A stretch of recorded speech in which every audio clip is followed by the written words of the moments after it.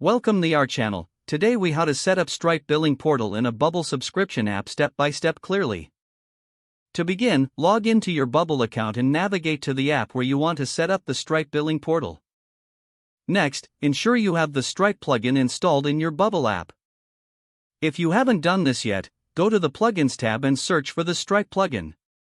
Click the Install button to add it to your app. Once installed, navigate to the API tab under the Plugins section. In the API settings, enter your Stripe API keys. You can find these keys in your Stripe dashboard under the Developers section. After saving your API keys, go to the Design tab. Here, create a button that users will click to access the billing portal. Label this button appropriately, like Manage Subscription. Next, go to the Workflow tab to set up an action that will trigger when the button is clicked. Add a new workflow action and select the Stripe plugin. Choose the action for creating a billing portal session.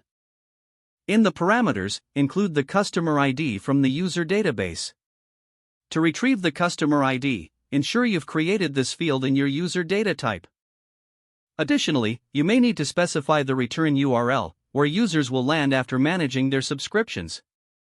This URL should redirect them back to your app. Save the workflow and proceed to the preview mode to test your billing portal. When you click the button, verify that it redirects you to the Stripe billing portal successfully. If it works, great job. If not, double-check your API keys and ensure the customer ID is correctly retrieved. Finally, adjust the layout and style of your button for better visibility within your app.